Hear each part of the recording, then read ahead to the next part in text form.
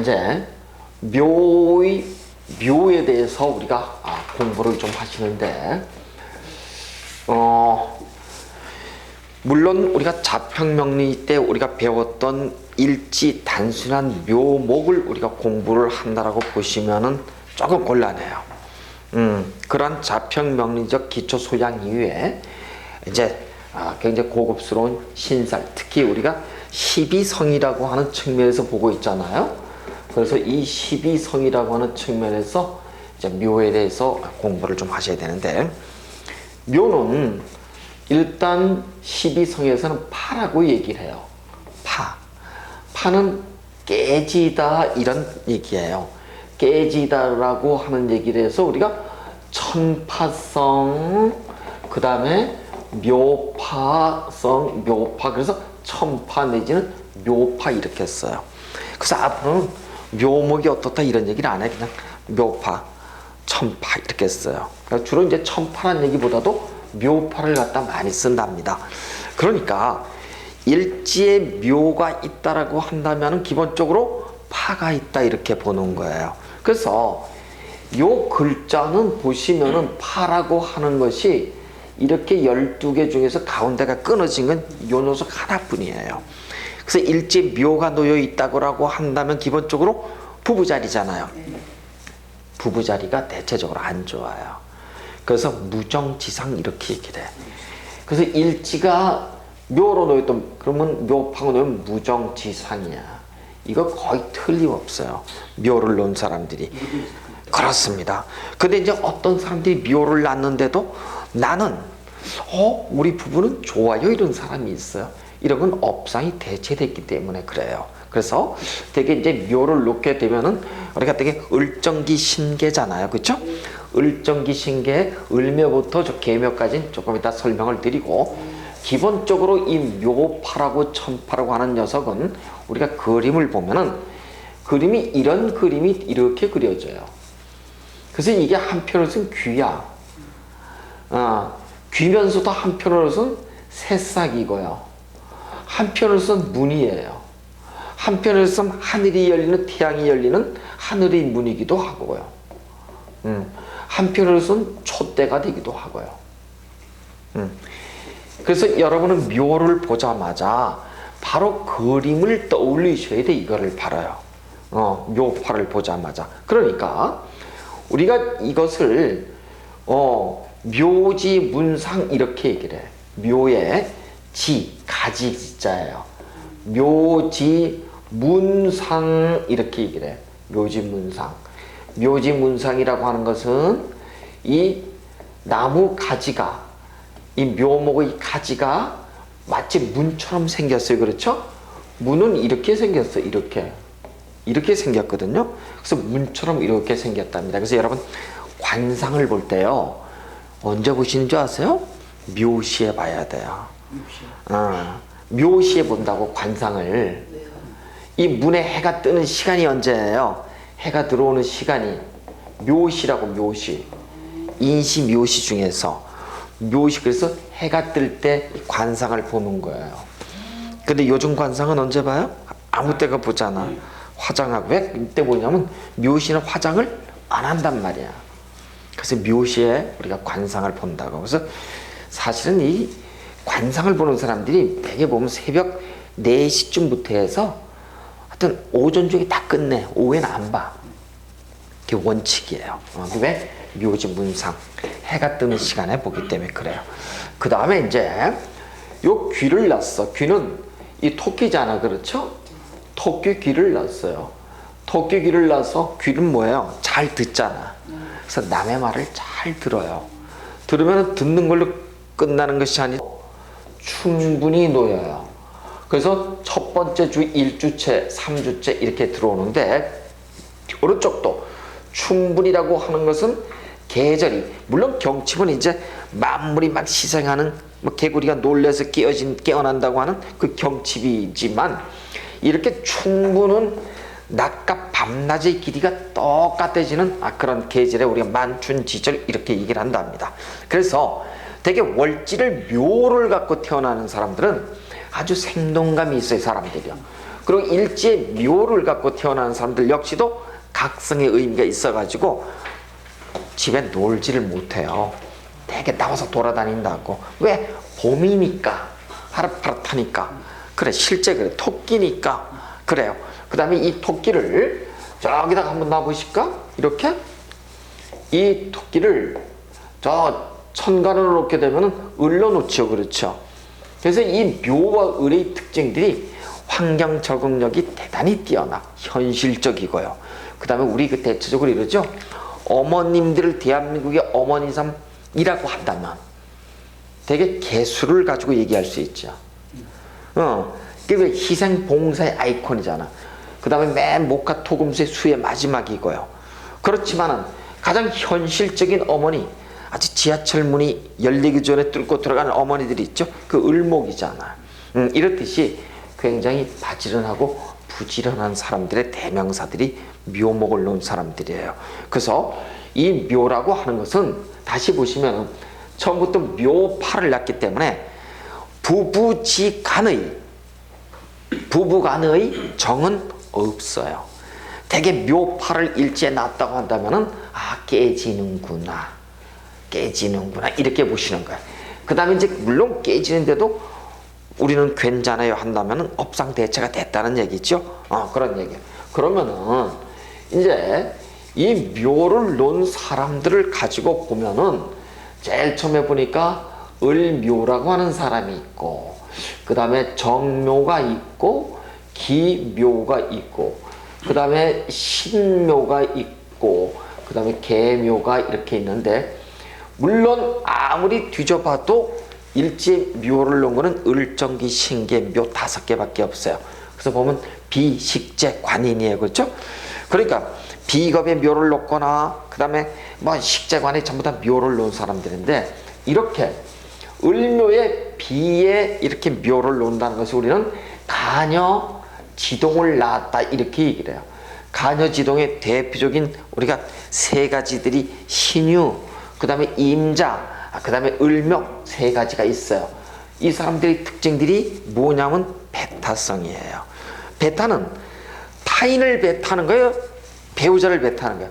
배우자 배타란 말이에요. 그래서 배우자 배타를 하는 사람들이라 밖에 나가서는 멋있지만 집에 들어오면은 가까이 하긴 먼 당신이 되더라 이렇게 보는 거예요. 그래서 되게 을묘일주들이 굉장히 파이팅 아주.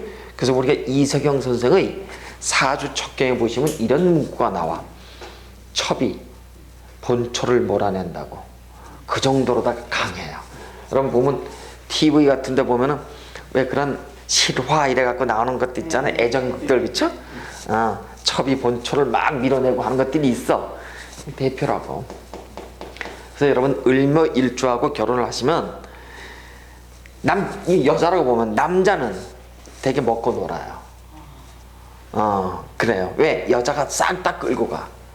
그래요. 그래서 보통 우리가 쉬었다 그래서 을묘일주랑 결혼을 하면은 남자는 그냥 고맙습니다 하고선 그냥 그렇게 하시면 돼.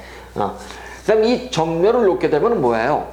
인성이 록왕으로 들어와 있죠.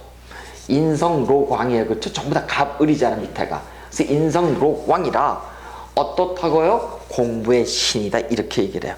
우리가 공부의 신을 또 하나 보시면은 계유라고 하는 사람도 뭐예요? 보면은 인성이 전부 다 록왕으로 놓여 있죠. 이렇게. 그래서 대단히 정묘나 계유나 똑같아. 그런데 어머니의 모친의 힘이 대단히 강하죠. 여기도 모친의 힘이 강하죠. 근데 여기는 양의 발산의 어머니라 와이로 쉽게 말해서 굉장히 정열적이고 극적으로 자식을 보호하는 거고, 여기 어머니는 어때요?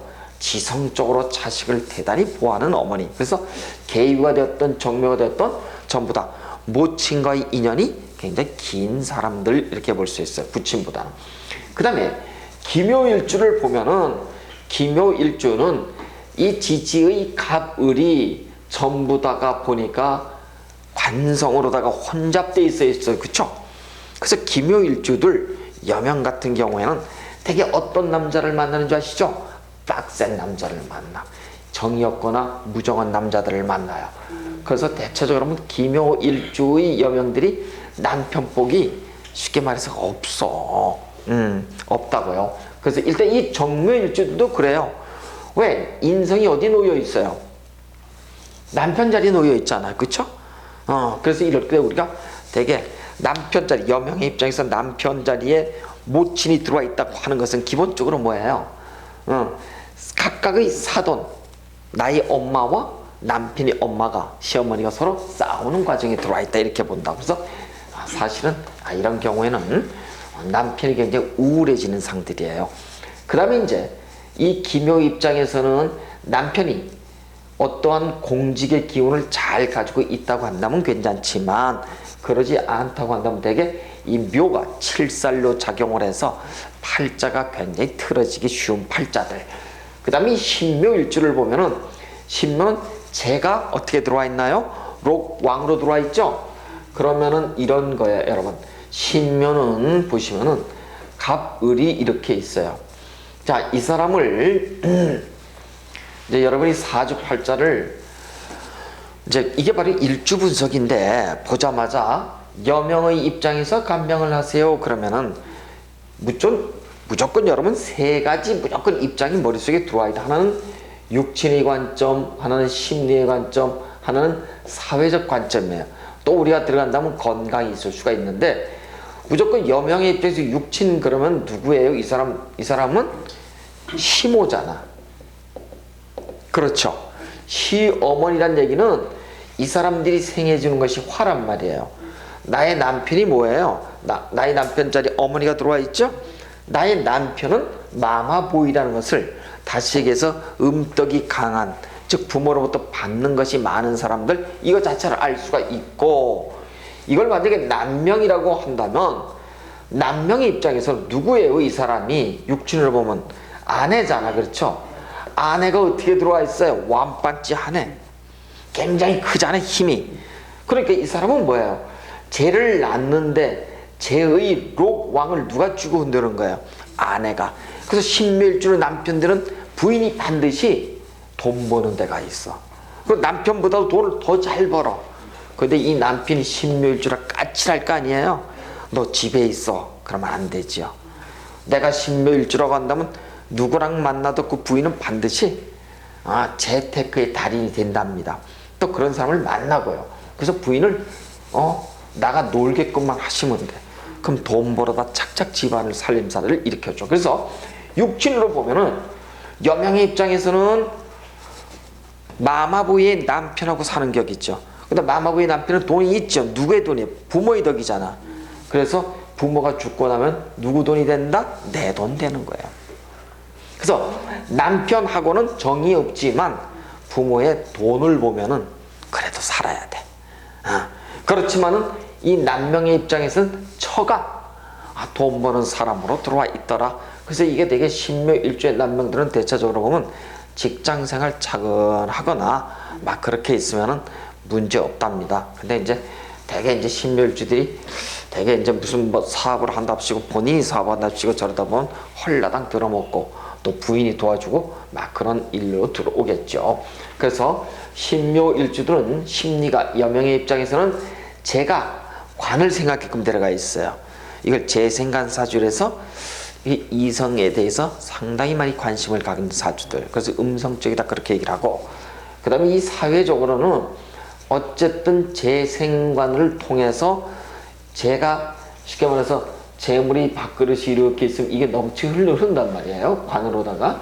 그래서 항상 관을 의식해서 공명심이 강한 사람들 우리가 그렇게 볼 수가 있어요.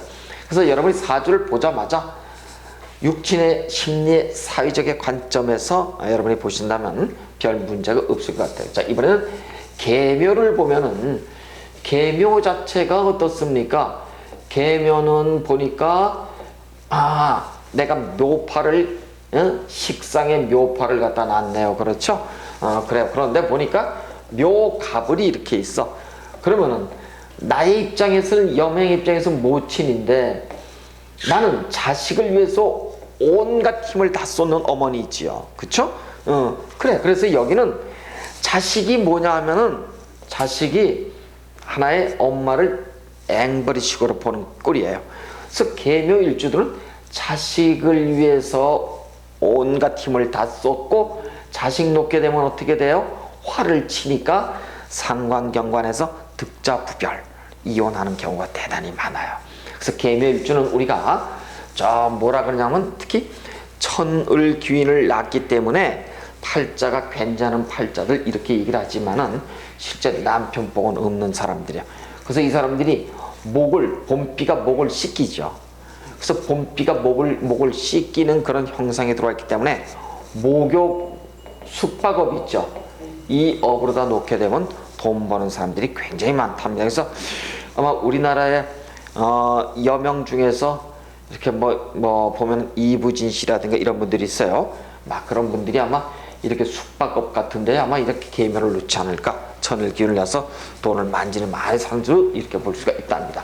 그래서 일단 중요한 건 그럼에도 불구하고 묘파를 낳았다고 하는 것은 기본적으로 배우자 덕이 없다. 배우자의 관계가 무정지상으로 들어가기 쉽더라. 이렇게 얘기를 해요.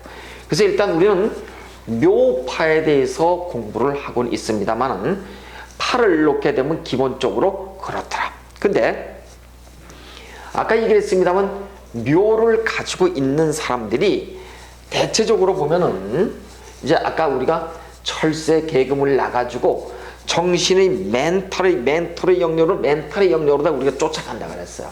그래서 활인이라든가 종교, 의료 이런 쪽이 굉장히 많이 있는데 특히 이 중에서도 우리가 이 신묘 같은 경우 여명들 한번 발음 자체가 어때요?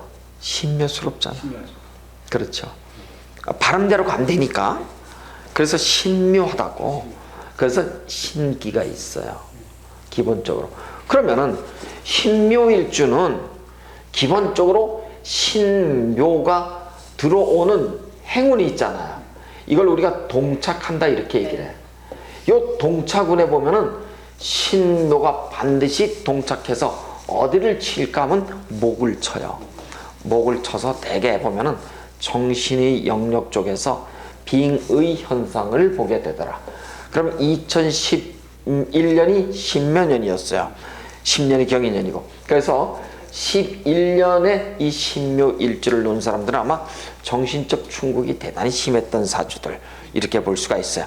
그리고 이제 이 신묘일주들 되면 대개 그러니까 을묘일주도 이 공부하고 정묘도 이 공부하고 기묘도 이 공부하고 신묘도 이 공부하고 근데 계묘는 이 공부를 해야 되는데 사업이 바빠 식상을 나서 그래서 계묘 빼놓고 다 뭐예요? 이 공부 다 하는 사람이에요. 그래서 이 공부를 하면은 부적을 가진 거라 몸이 안 아프고 팔자가 그냥 유하게 풀려나가지만 그렇지 않는 경우는 대체적으로 보면은 말이죠.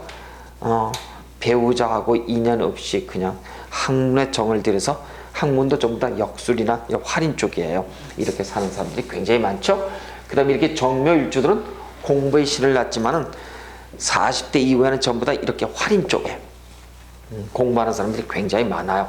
그렇지만은 이 정묘들이 우리가 공부를 한다고는 하지만 이 공부 저 공부 다 하고 막 그런다고 그 다음 기술연 뭐 다 해. 뭐 이것저것 다 해. 하여튼 뭐 하다못해 뭐 다 하는데 하나를 가지고서 올곧게 나가는 게 어쨌든 최고예요. 그래서 이 정묘도 그렇고 계유도 그래. 계유도 공부를 신을 나서 이것저것 다 하시는 분들이에요. 근데 어느 쪽도 근데 이 정묘는 목의 양의 발산을 나서 이것저것 진짜 다 해. 근데 그러면 안 돼요. 그 다음에 이 을묘, 특히 이 정묘 같은 경우에는 산이 있죠. 특히 여기가 그래. 여기까지가 산을 주로 중심으로 한 공부들, 산기도 많이 하고. 그래서 이 을묘, 정묘, 기묘 하면은 무업이 있는 사람들이 굉장히 많아요. 그래서 주로 퇴마사들 있죠. 퇴마사들이 주로 이렇게 정묘나 기묘일주들은 굉장히 많아요. 여자들 보면은. 그래서 같은 신을 다루면서도 신을 내치게끔 하는 사람들이 있잖아요. 그런 사람들의 이쪽에 많아. 퇴마사도 뭐냐면 기본적으로는 접신 사주들이에요. 그렇다고요. 그래서 보통 보면 이 을정기 쪽에서 문제들이 많이 들어와요, 실제는요. 그렇습니다. 그래서 우리가 묘를 12성에 대해서 이런 관점에서 공부를 했습니다만 묘파의 천파의 관점에서 여러분이 공부를 해보시면 좋을 것 같아요. 자, 그러면 묘는 이 정도만 설명을 해도 아마 이해가 되셨을 것 같아요.